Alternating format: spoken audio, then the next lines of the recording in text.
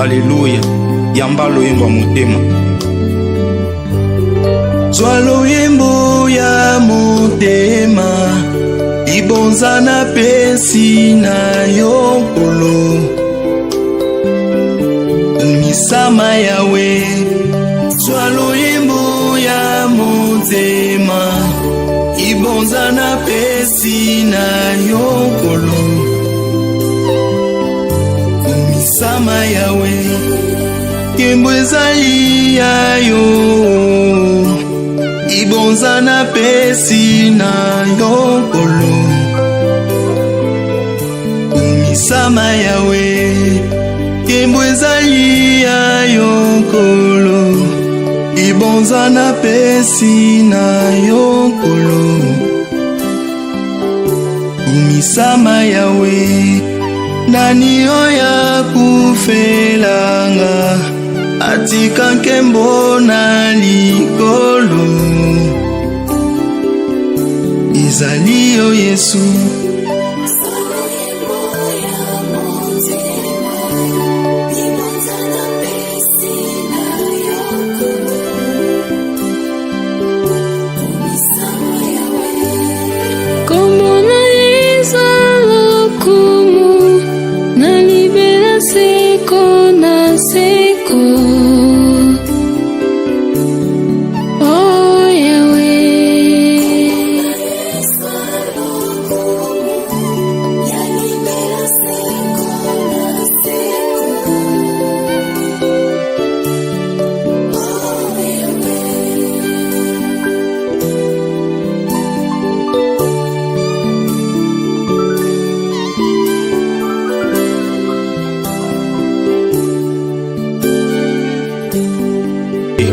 Alléluia. Yamba loyembo ya motema.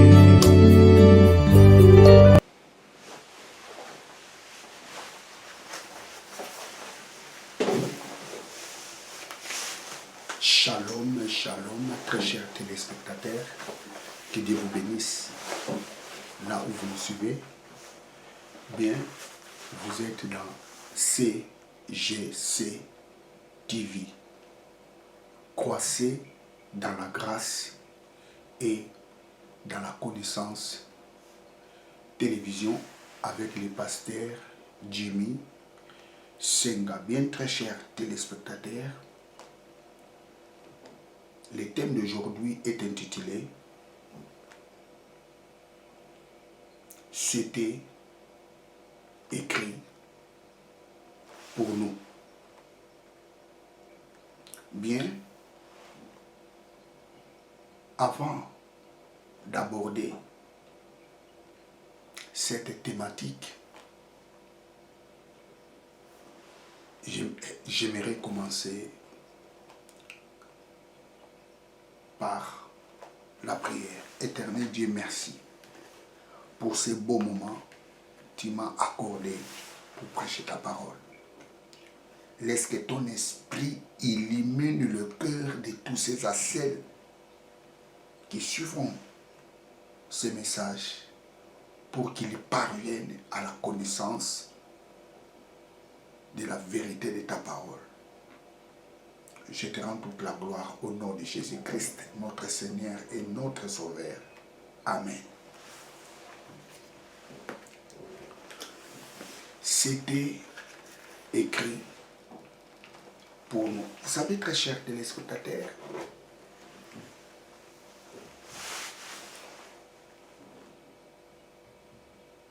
la Bible a été écrite pour nous. La Bible est un mode d'emploi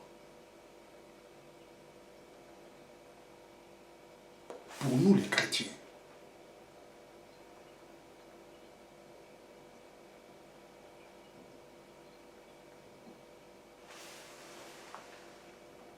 C'était écrit pour nous, la Bible.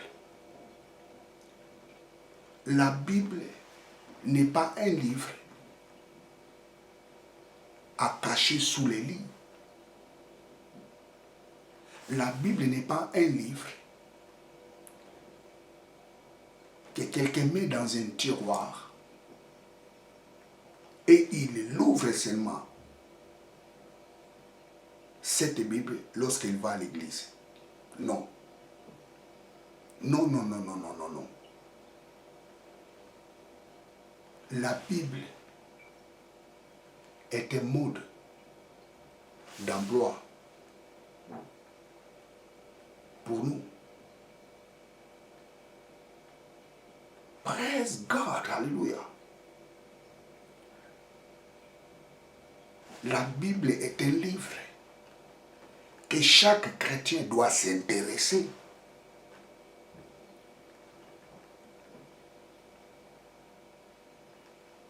Un chrétien doit lire la Bible. Parce que c'est ce livre-là qui nous montre comment devons-nous se comporter. Vous savez, nous avons deux sortes de prophéties. Nous avons la prophétie orale et la prophétie écrite.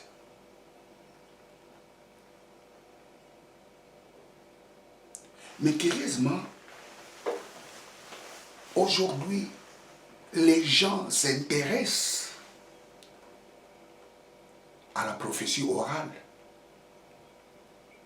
au lieu de s'intéresser à la prophétie écrite. La prophétie écrite s'appelle la Bible.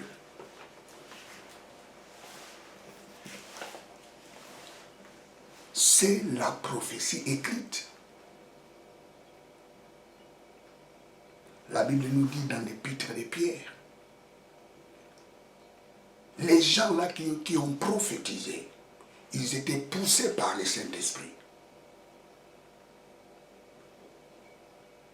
C'est-à-dire la prophétie orale est devenue la prophétie écrite pour nous servir d'exemple.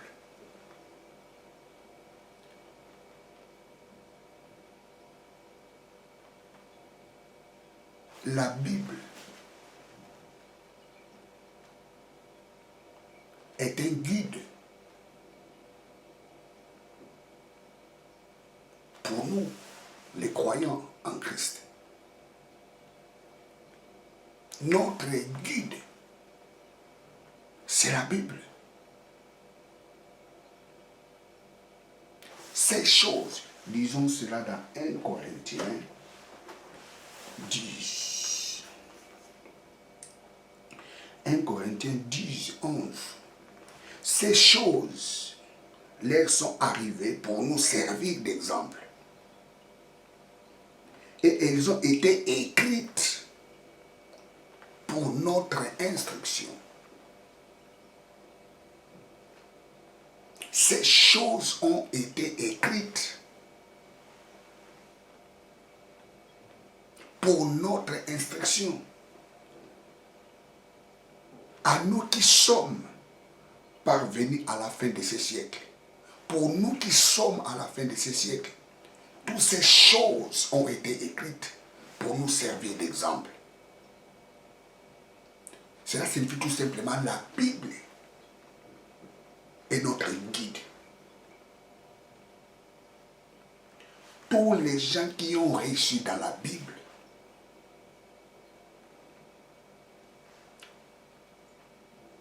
doivent être notre guide, ou je dirais sont nos guides. Qu'est-ce que cela signifie? Si nous faisons ce qu'ils ont fait, si nous faisons ce qu'ils ont fait pour honorer Dieu, pour glorifier Dieu, nous allons parvenir dans les mêmes résultats qu'eux.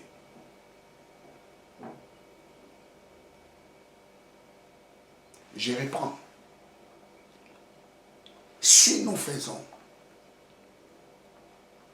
ce que les gens de la Bible ont fait pour donner gloire à Dieu, nous aurons les mêmes résultats comme eux. J'aime beaucoup le pasteur Christ. Pasteur Christ dit ceci. Lorsque tu accroches dans la parole de Dieu, tu sortiras avec un témoignage. C'est-à-dire, accrochons-nous à la parole de Dieu pour obtenir les témoignages.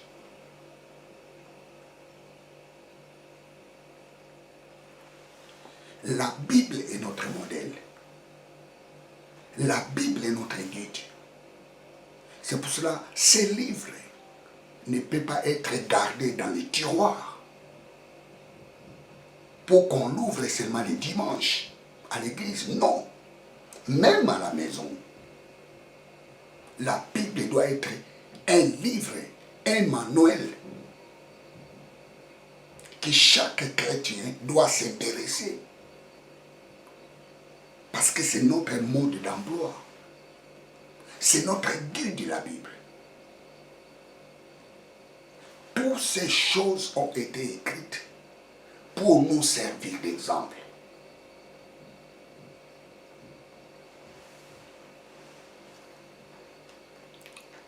Intéresse-toi à la prophétie écrite qu'à la prophétie orale.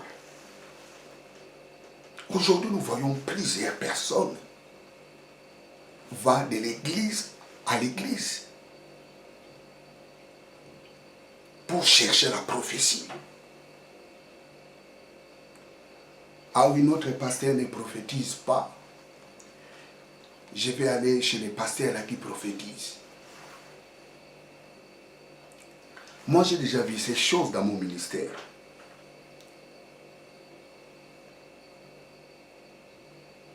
Il y a une sœur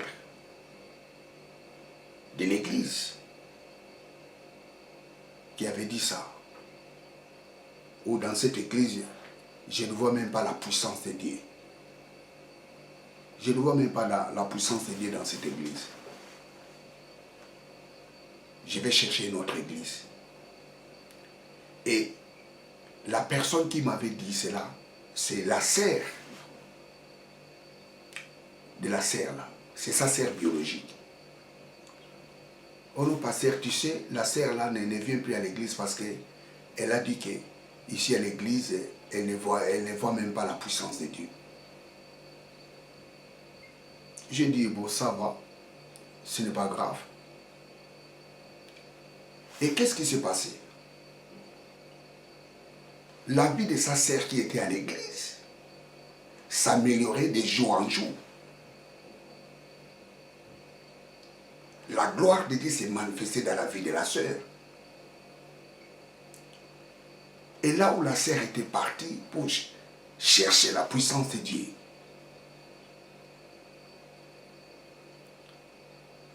elle n'avait rien réussi. Et sa vie s'est dégradée chaque jour. Non. Ne cherchez pas la prophétie orale. Par contre, tu as besoin de la prophétie écrite, la parole de Dieu. La Bible doit être notre guide.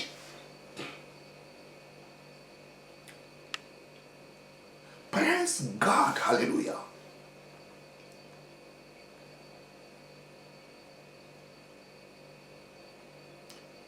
La Bible doit être notre guide.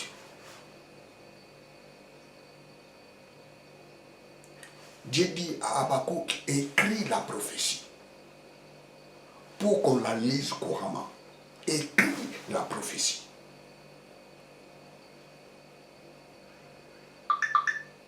La Bible a été écrite pour nous servir d'exemple. C'est-à-dire, si tu veux réussir dans ton domaine, cherche dans la Bible les gens qui ont fait ces domaines et regarde comment est-ce qu'ils ont fait pour réussir. Si tu suis leur modèle, tu obtiendras les mêmes résultats. Que lisons Hébreux. Hébreux chapitre 11. Hébreux chapitre 11.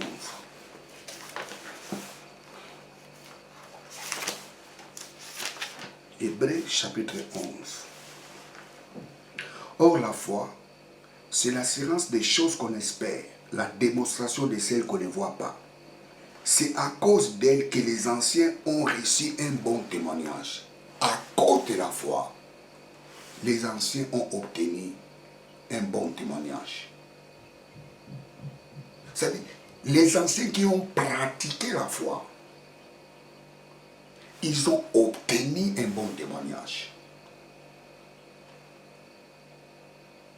Et que nous dit la Bible? C'est par la foi que nous comprenons le monde a été formé par la parole de Dieu. De sorte que ce qu'on voit ne provient pas de ce qui est visible. C'est par la foi, Abel. C'est-à-dire, tous les gens qui ont suivi les formules de la foi, ils ont obtenu un témoignage favorable. La Bible est notre mode d'emploi. La Bible a été écrite pour nous servir d'exemple.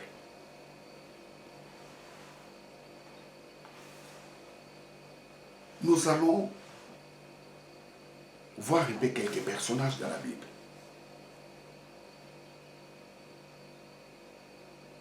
Et ces personnages-là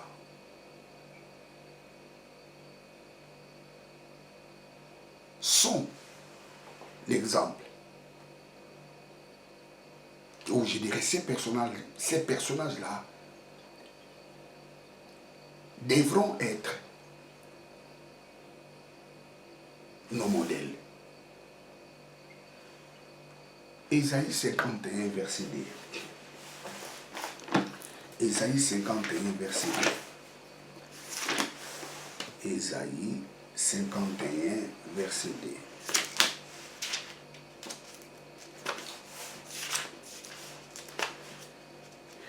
Ésaïe 51, verset 2.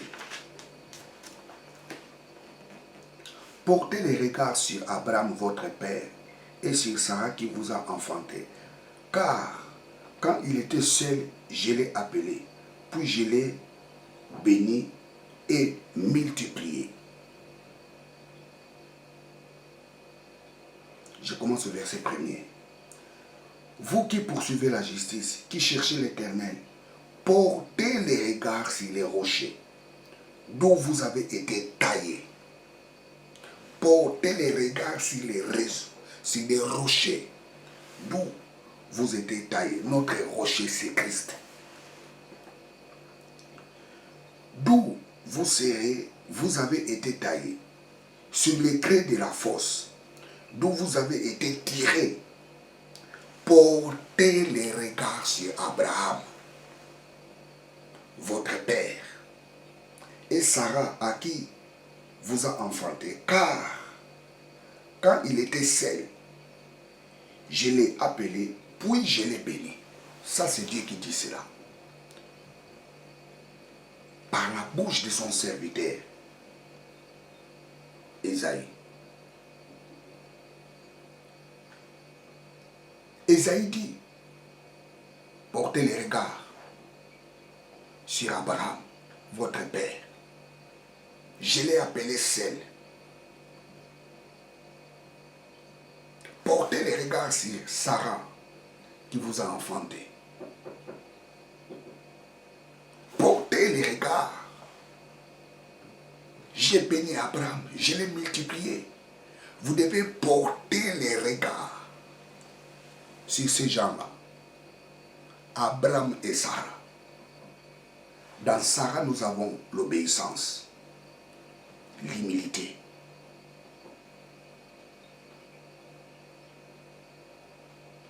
Dans Abraham, nous avons la foi. La foi et l'humilité. Sarah appelait Abraham mon Seigneur.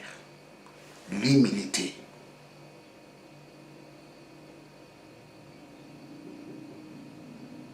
Praise God. Nous devons porter d'abord nos regards sur Jésus-Christ, qui nous a fait sortir du péché par le sacrifice. Et son sang nous a régénérés. Et par lui, nous sommes devenus des nouvelles créatures. Nous sommes devenus enfants de Dieu. Nous devons porter les regards sur Jésus. C'est-à-dire, il doit être notre point central. Nous devons porter les regards sur Jésus. Et deuxième chose, suivre les exemples.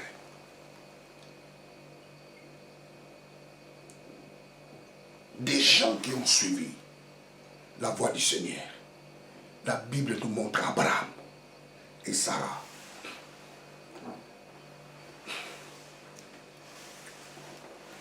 Vous savez, Abraham, lorsqu'il habitait à Ur,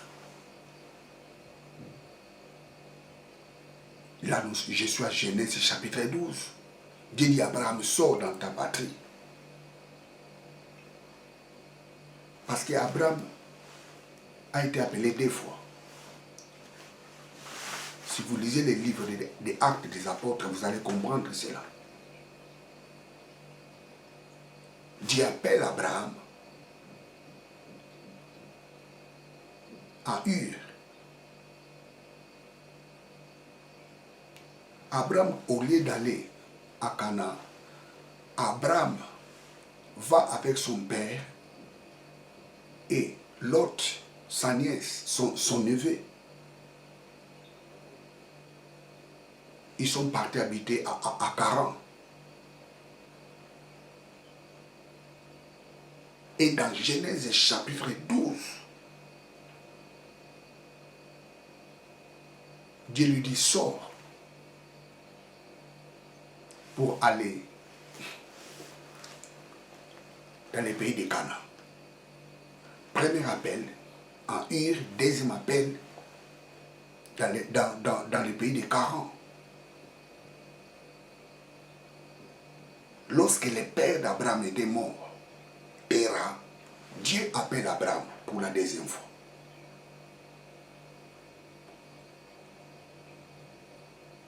Donc, la première fois, il n'avait pas bien compris l'appel. La deuxième fois, il a compris l'appel.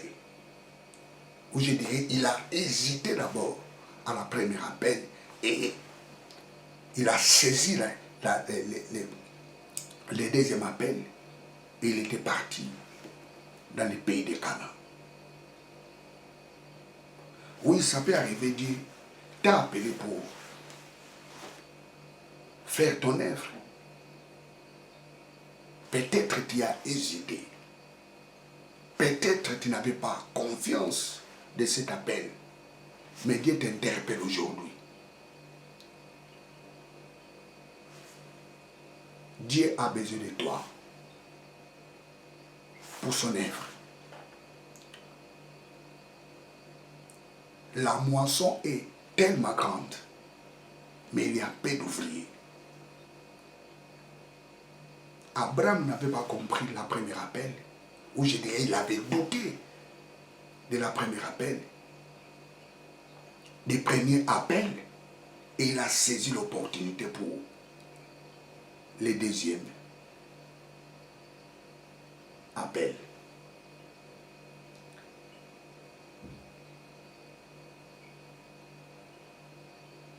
Regardez votre père Abraham. Soyons les modèles. Prenons les modèles d'Abraham. Pas les modèles de la polygamie.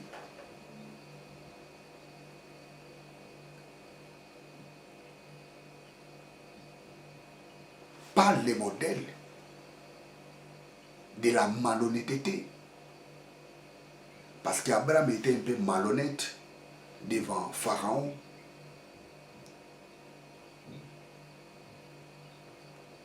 Il présente Sarah comme sa femme.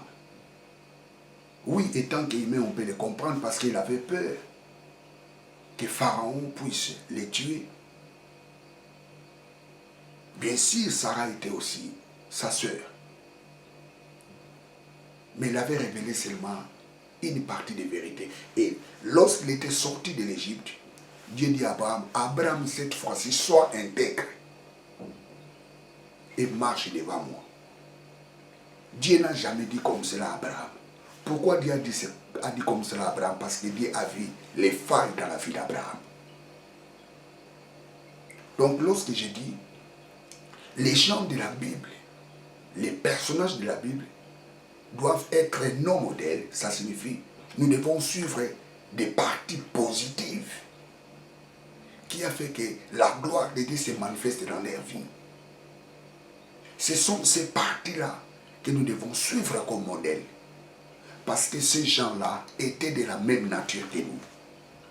Ils avaient de la faiblesse. Vous savez, il y aura un jour, je prêcherai sur les hommes de la même nature que nous. Et je vous montrerai tous les défauts que les hommes de la Bible avaient. Je peux commencer même à partir d'Adam.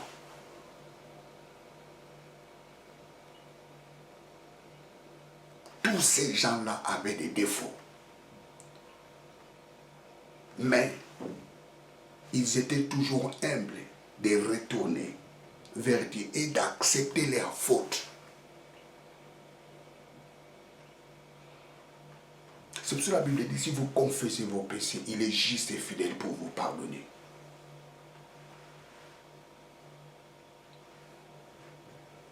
Dieu appelle Abraham, Abraham, sors dans ton pays.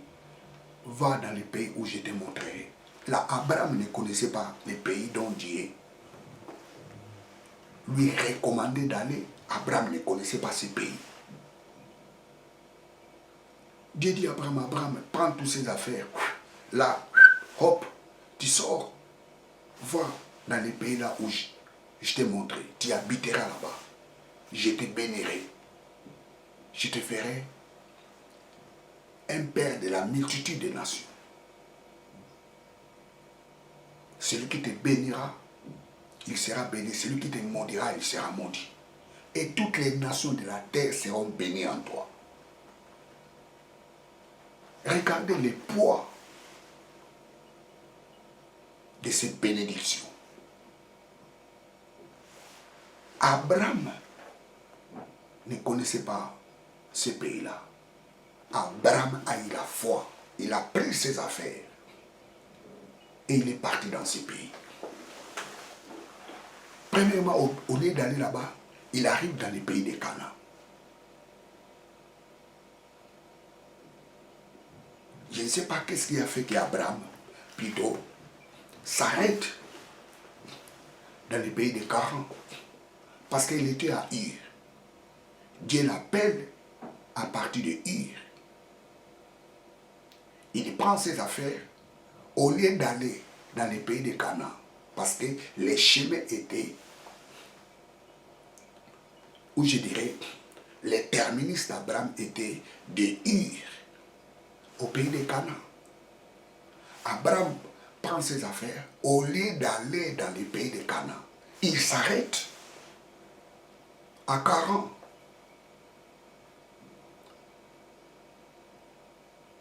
Il avait la foi, cet homme, du fait déjà de prendre ses affaires, sa femme, ses serviteurs, pour aller au Canaan. Il avait la foi, mais en cours de route. Je ne sais pas qu'est-ce qui s'est passé. Abraham s'arrête dans le pays de Charan. Oui, des fois tu peux marcher dans la foi. Mais ça peut arriver à un moment donné.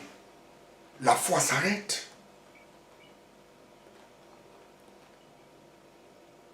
Il peut arriver à un moment. Les ailes commencent à diminuer. Il peut arriver à un moment donné. Tu commences à sentir comme si Dieu ne t'a pas appelé. Tu commences à se poser des questions. Est-ce que réellement c'est Dieu qui m'a appelé? Est-ce que Dieu n'avait pas oublié? Est-ce que vraiment Dieu m'a appelé? Est-ce que vraiment je suis enfant de Dieu? Est-ce que Dieu m'écoute vraiment? Ça peut arriver, tu peux poser ce genre de questions. Je pense à Abraham aussi. Se poser des questions. Parce qu'il s'est arrêté dans les pays de Canaan. Or, la destination était la terre de Canaan. Et bien après la mort de son père, Terah, Dieu appelle encore Abraham. Abraham, va dans les pays là, et je t'avais montré. Genèse chapitre 12. Donc Genèse chapitre 12, c'est l'appel des 40. Si vous lisez les livres des actes des apôtres, vous allez comprendre cela. Parce que Étienne l'a bien expliqué.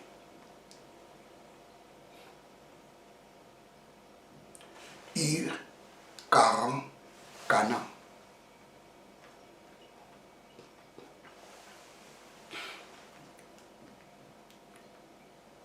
La foi. La foi signifie croire aux choses que tu n'as pas encore vues. Ça, c'est la foi. Abraham a cru à la parole de Dieu. Il a pris ses affaires pour aller dans les pays de Canaan. Ça, c'est la foi.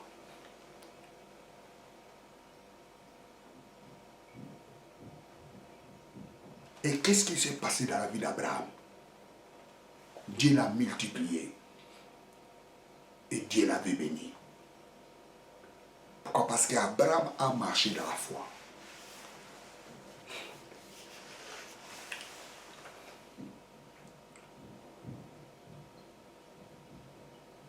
Nous avons les multitudes de promesses dans la Bible. Tu dois croire à ces promesses comme Abraham a cru. Abraham a cru à la promesse et il a vu la réalisation.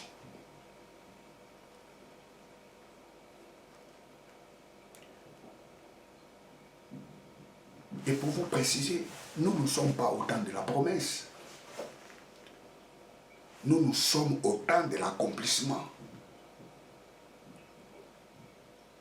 Parce que Christ a accompli tout. Nous vivons au temps de l'accomplissement de la parole de Dieu. Qu'est-ce que cela signifie? La parole de Dieu s'est accomplie dans notre vie en Christ. Christ a accompli tout en lui. Toute la parole de Dieu s'est accomplie en nous.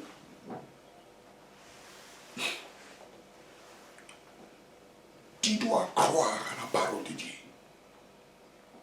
La parole de Dieu n'est pas une promesse pour toi. La parole de Dieu, c'est l'accomplissement de ta vie. Je reprends. La parole de Dieu n'est pas la promesse pour toi. La parole de Dieu, c'est l'accomplissement de la promesse de Dieu pour toi. C'est-à-dire, toi, tu ne vis pas la promesse de la parole de Dieu, mais tu vis l'accomplissement de la parole de Dieu. Ça signifie que tu dois confesser, tu dois déclarer, tu dois proclamer ce que dit la parole de Dieu pour toi.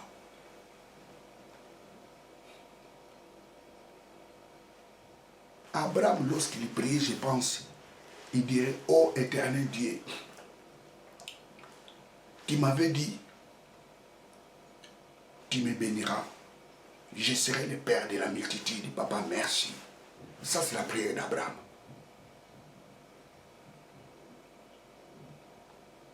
Moi, je pense à Abraham, quand il priait, il disait comme ça, ô éternel Dieu, merci. Je crois, j'écris à ta parole. Tu me béniras, tu me feras le père de la multitude. Et toutes les nations seront bénies en moi. Abraham priait dans le futur. Nous ne devons pas prier dans le futur, nous devons prier dans le présent. Un chrétien ne peut pas dire, oh Dieu, tu m'avais dit, je te bénirai. Non, non, non, non, non.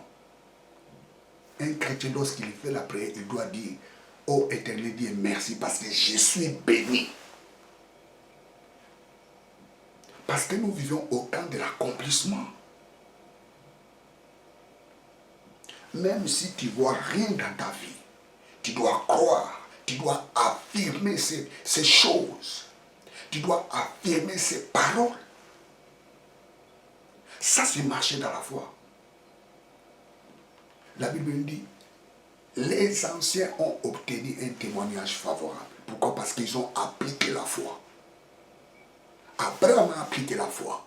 Il a obtenu un témoignage favorable. Abel a appliqué la foi. La Bible parle toujours son nom jusqu'aujourd'hui.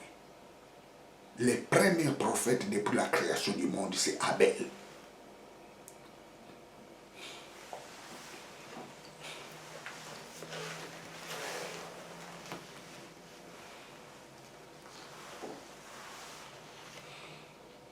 Dieu a béni Abraham parce qu'il avait la foi. Nous devons avoir la foi. Sarah, symbole de l'humilité.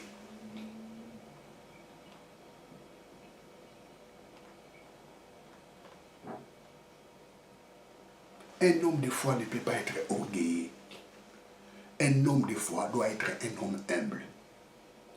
La foi et l'humilité marchent ensemble.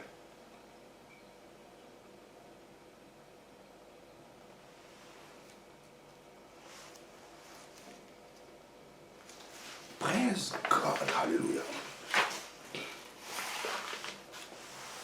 Prenons encore l'exemple des noms de Dieu. Élie. Jacques chapitre 5, verset 17 à 18. Jacques.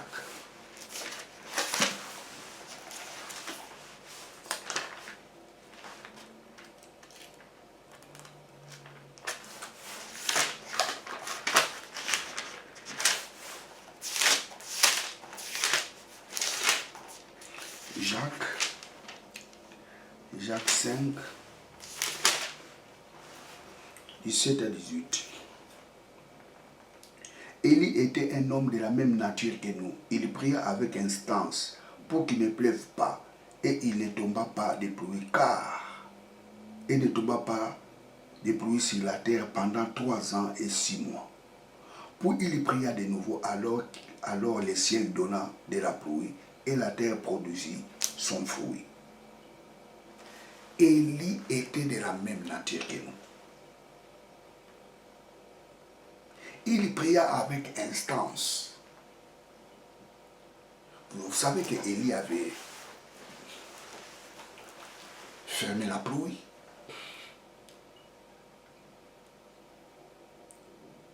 Parce que Israël était dans l'idolâtrie. Israël a oublié Dieu. Les enfants d'Israël commençaient à adorer les dieux étrangers.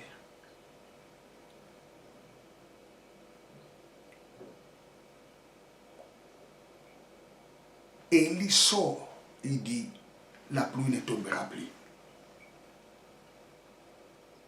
Vous savez, un jour j'en parlerai en profondeur. Et la Bible nous dit, la pluie ne tomba plus. C'était pendant 3 ans et 6 mois. Il n'y avait plus de pluie dans les pays. La sécheresse était entrée dans les pays. Et la Bible nous dit, on avait envoyé un homme pour aller chercher Élie.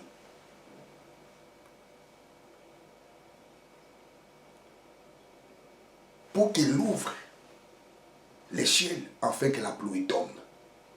Tu es capable de fermer les ciels et d'ouvrir les ciels. Tu es capable d'ouvrir les ciels de ta vie.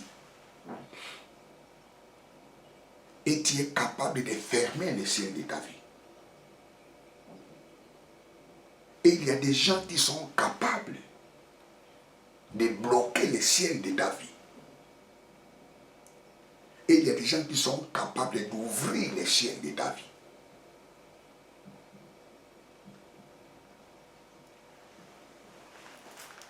C'est pour cela, on ne joue pas avec n'importe qui. Oh, qu'est-ce que tu nous dis là? Ces choses-là, ça marche bien pour les Africains. Ça marche bien pour les Africains. Et non, non, non, non, non, non, non, non, non, non.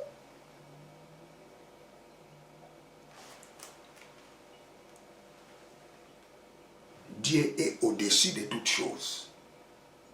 La puissance de Dieu est immesurable par rapport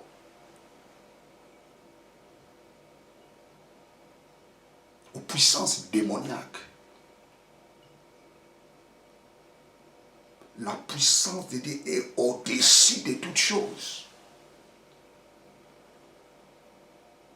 Ça, c'est une personne, Élie. Il a fermé les ciels en Israël pendant 3 ans et 6 mois. Et la pluie ne tomba plus en Israël.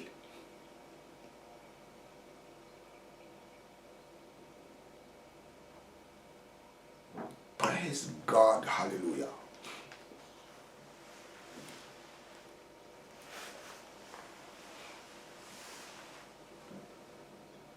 Waouh, waouh, waouh, waouh, waouh, waouh, waouh, waouh. Élie vient. Élie revient dans le pays. Qu'est-ce qu'il a fait? Il était parti prier pour que la pluie tombe. C'est lui qui a fermé la pluie et c'est lui qui doit ouvrir la pluie.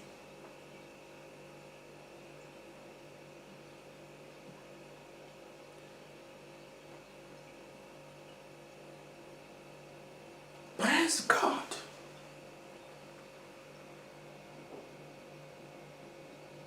Je ne dis pas quelqu'un qui t'a jeté les sorts, celui qui viendra enlever les sorts qu'il t'a jeté. Je ne dis pas comme ça. On peut te jeter un mauvais sort, mais quelqu'un qui est loin par Dieu a le pouvoir d'enlever ces mauvais sorts. Parce que la puissance de Dieu est au-dessus de toutes choses. La Bible nous dit, en son nom, tout genou fléchit et toute langue confesse Jésus-Christ est Seigneur. Tous les mauvais sorts obéissent au nom de Jésus. Lorsque le nom de Jésus est déclaré, tout genou fléchissent et toute langue proclame il est Seigneur. Or, devant le Seigneur, on obéit. Au ciel, sur la terre, dans le séjour des morts, le nom de Jésus, lorsqu'il est proclamé,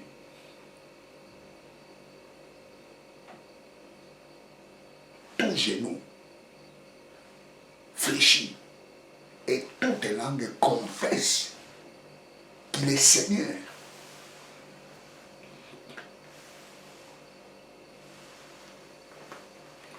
Praise God, hallelujah. Élie prie.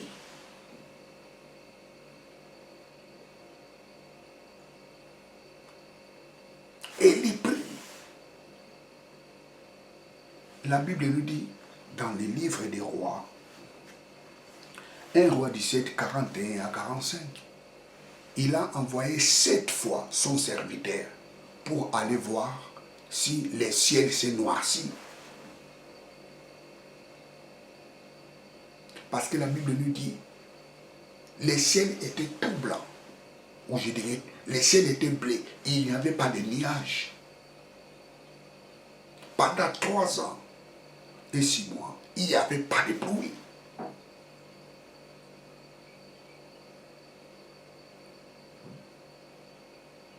Et Élie, lorsqu'il entra dans la prière, il a envoyé son serviteur 7 fois. Il prie, il prie, il prie, il prie. Il dit à son serviteur, va voir si le ciel s'est noirci. Son serviteur rentre, il dit, non, Seigneur, non prophète, la ciel ne s'est pas noirci. Il prie encore, il prie encore, il prie encore, il envoie son serviteur. Son serviteur regarde, ben il n'y a toujours rien. Il dit à Élie, Élie, eh ben, rien ne change, le ciel est toujours le même.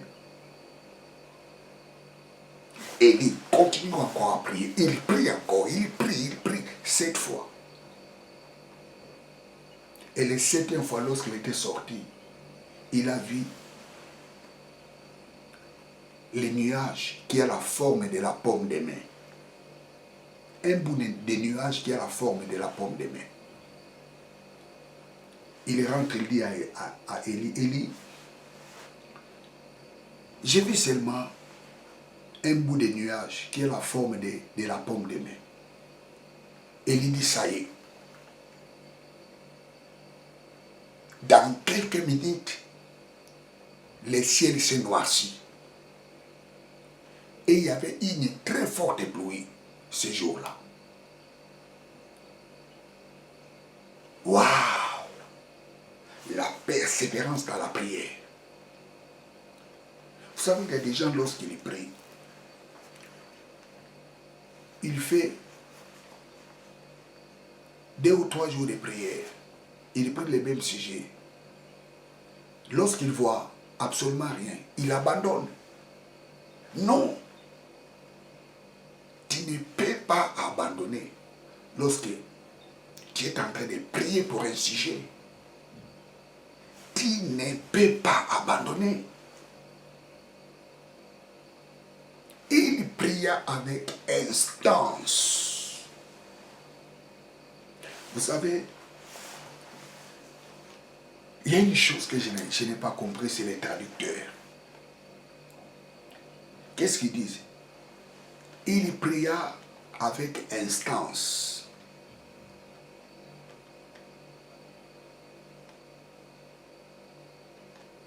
La première fois quand il avait prié, Élie pria avec instance. La deuxième fois quand il avait prié avec instance. Vous savez, plusieurs personnes pensent que le prophète Élie, lorsqu'il avait dit que la pluie ne tombera plus, il avait fait seulement une déclaration, après basta, il ne priait plus. Non. Il a fait la déclaration et il était dans la prière. La Bible nous dit, il pria avec instance. Il pria avec instance pour fermer les ciels. Et il prie avec instance pour que les ciels s'ouvrent. Vous savez, le mot grec qui est ici, c'est proseke, pros, neusato. Je vais essayer de l'écrire. Prosete,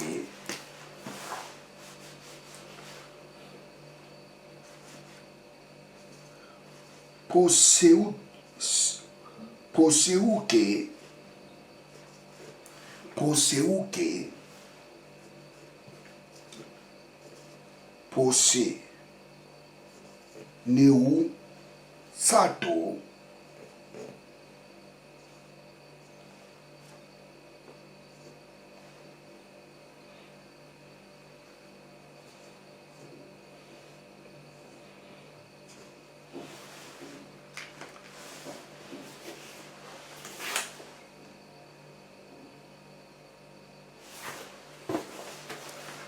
proseuke, proseuzato. Proseuke, proseuzato. Qui signifie prière,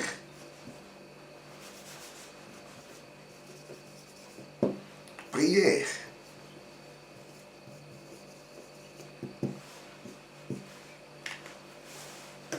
Prière, prière.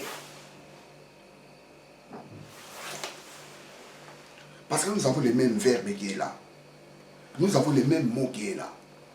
proseuke, proseutsato. Mais les traducteurs nous ont mis, il pria avec instance. Non. D'une autre façon, on pouvait dire, s'il faut les traduire, littéralement, nous allons dire, il priait, il priait. Il priait, il priait. Pour que la pluie ne tombe pas. Pour que la pluie ne tombe plus. Ce n'est pas il pria avec instance. Ça, c'est les traducteurs qui l'ont mis. Il pria pour qu'il ne plût plus. Ou, moi, si j'étais à la place des traducteurs, j'allais mettre il pria avec insistance. Si j'étais à leur place, j'allais traduire de la sorte pour amener les gens dans la compréhension. Il pria avec insistance. Parce que le mot grec qui est ici, c'est prier, prier. Proseuke, prosesato, proseutsato.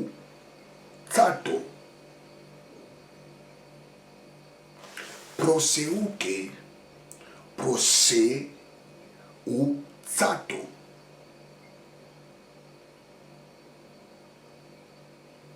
Il priait, il priait. L'insistance. C'est-à-dire, lorsque tu fais la prière, tu dois insister. Aussi, il faut prêter les mots traduits par les traducteurs. Tu dois prier avec instance. Tu dois solliciter. Moi, je vois cette traduction d'instance n'est pas vraiment cohérente. Si vous plongez dans la profondeur de cette histoire, il a insisté. Si vous lisez 1 Roi 17, 41 à 45, il a envoyé son serviteur 7 fois. Ça, c'est l'insistance. Il prie, il prie. Il envoie son serviteur, va voir dehors si le ciel s'est noirci. Son serviteur rentre et lui dit, non, non, maître, le ciel est toujours bleu. Il n'y a pas de nuages au ciel. Il prie encore. Il a envoyé cette fois. Ça, c'est l'insistance. Il a insisté dans la prière. Nous devons insister lorsque nous prions. Ça peut te prendre 1 mois. Ça peut te prendre 2 mois. Ça peut te prendre 1 an. Ça peut te prendre 2 ans. Ça peut te prendre 3 ans. Ça peut te prendre 5 ans. Tu dois insister. Tu dois être tenace lorsque tu fais la prière.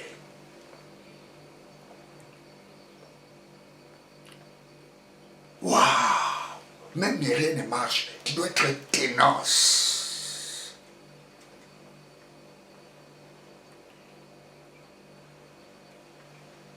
Il envoie son serviteur 7 fois.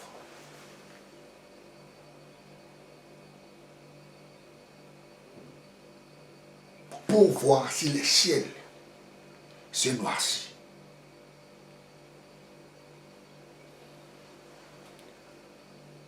Élie, lorsqu'il avait fait la déclaration que la pluie ne tombera plus, il n'avait pas seulement fait une déclaration simple.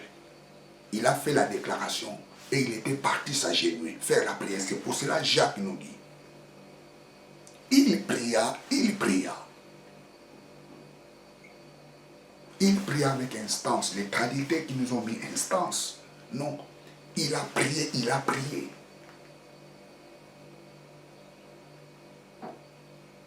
Ça, c'est le modèle que nous devons suivre. Nous devons insister dans la prière. Tu dois insister lorsque tu fais la prière. Tu dois être intense dans la prière. Tu dois solliciter la présence de Dieu. Tu dois être efficace lorsque tu pries. N'abandonne pas lorsque tu pries. Continue toujours à affirmer ce que tu es en Christ. Continue à confirmer ce que tu es en Christ. Continue à croire ce que tu es en Christ. Je suis la tête mais non la queue. Je suis en haut mais non en bas. Papa, merci. Parce que je suis fort. Même si rien ne marche. Confirme ce que dit la parole de Dieu. Insiste ce que dit la parole de Dieu pour ta vie. Tu dois insister. Vous savez, Jésus nous a parlé sur une parabole des juges uniques. Un juge qui ne craignait personne ni Dieu. Il y avait une femme veuve. Il y avait un problème avec son... je dirais son voisin.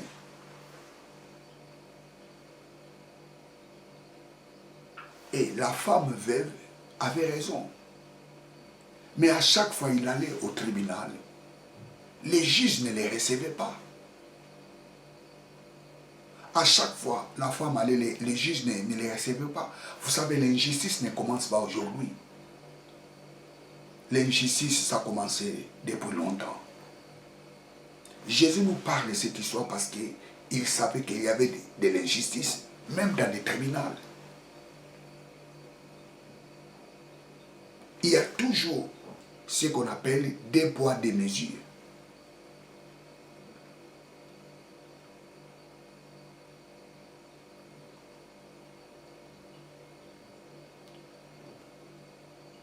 Les autres, on les juge bien, les uns, on ne les juge pas bien. Ça existait même à l'époque de Jésus. Mais la Bible nous dit que cette femme allait toujours importuner les juges. À chaque fois il allait, les juges lui disaient, tu reviens demain. À chaque fois il allait, les juges, il revient encore.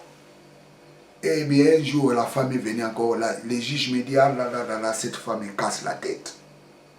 J'en ai marre de voir cette femme se présenter chaque jour devant moi. J'en ai marre. Mais entre comme ça, on va traiter ce problème aujourd'hui. Tu m'as beaucoup importuné. Là, je n'ai plus besoin de te voir. Je veux qu'on finisse avec cette affaire. Et le juge a tranché l'affaire de la veuve. Pourquoi? Parce que la veuve avait insisté. La veuve n'avait pas fait l'instance. Il avait insisté. Il était dans l'insistance. Lorsque nous prions, nous devons être insistants dans nos prières. Nous devons être persévérants dans nos prières. Jésus dit, hey, vous voyez cette femme? C'est pareil. Lorsque vous demandez quelque chose à Dieu, lorsque vous insistez toujours, Dieu donnera ce que vous avez besoin. Praise God. Alléluia. Regardez l'histoire de Anne. L'histoire de Anne, la mère de Samuel. Il pria pendant longtemps. Nous allons lire ça. 1 Samuel.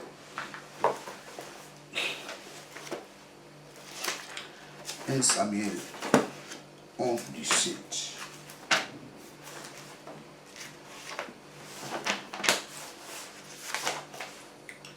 1 Samuel 11. 1 Samuel 11.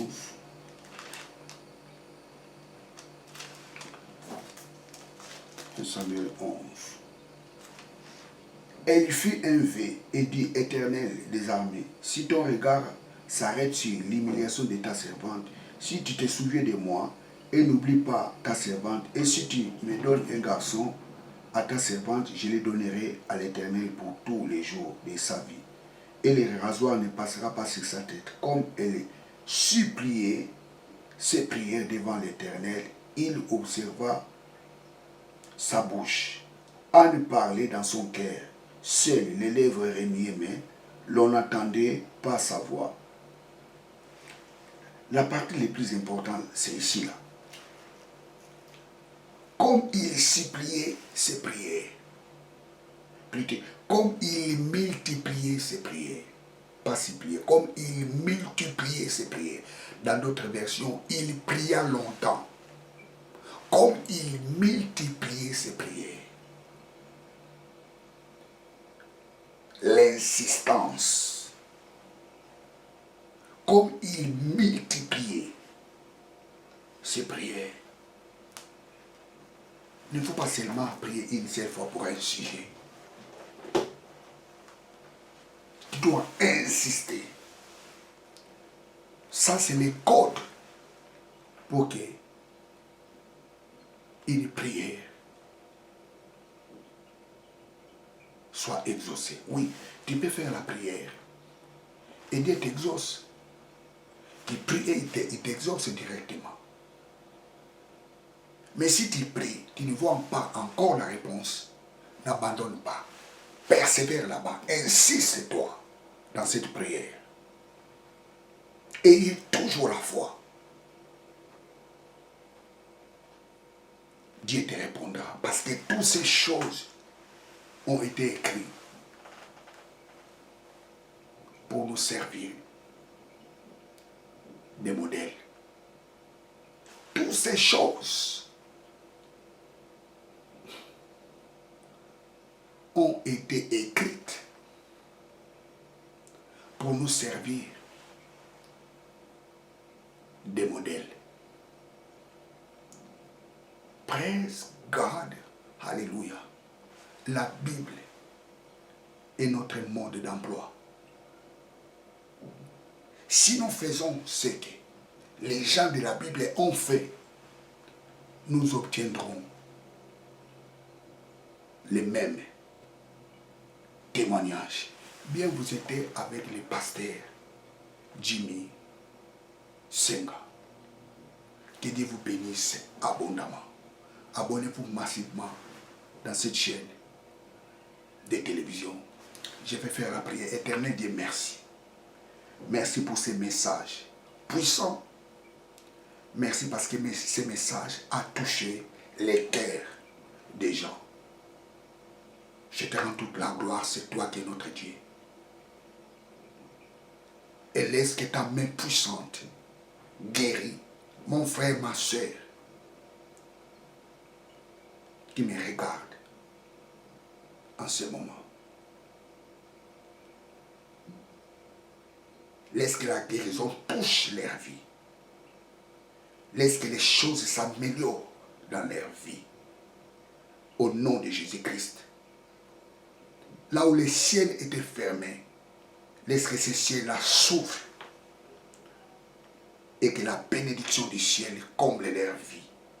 Au nom de Jésus-Christ, notre Seigneur et notre Sauveur. Amen. Que Dieu vous bénisse. Ciao.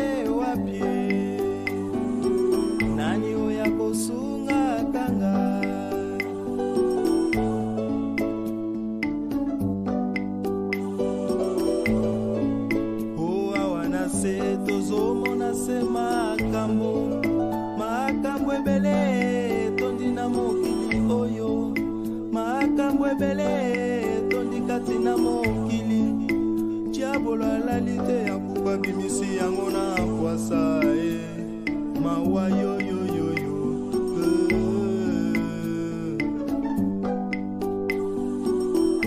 Nakoki mawa pie, nakobata mawa pie, nakokende wa pie. Nani oya kosunga kanga?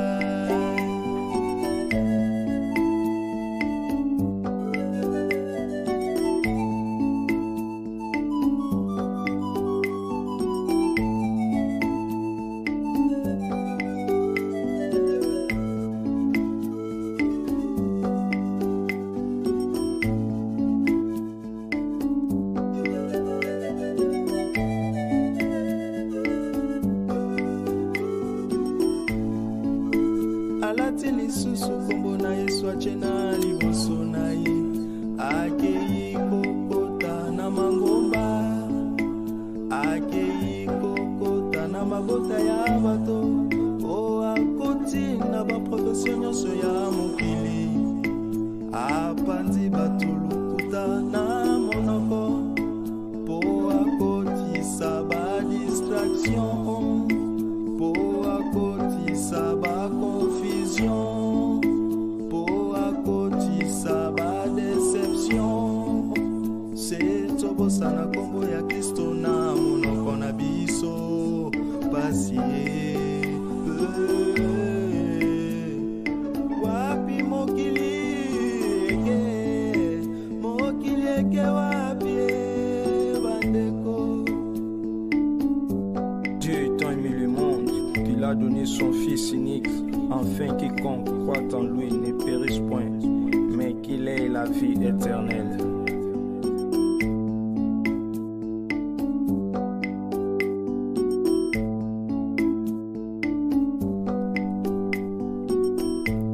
Ba stratégie ya Satana momo ya ba chrétien ezali échec. Libanda na Yesu ezali pasi pe kufa ye. Kati na Yesu ezali jela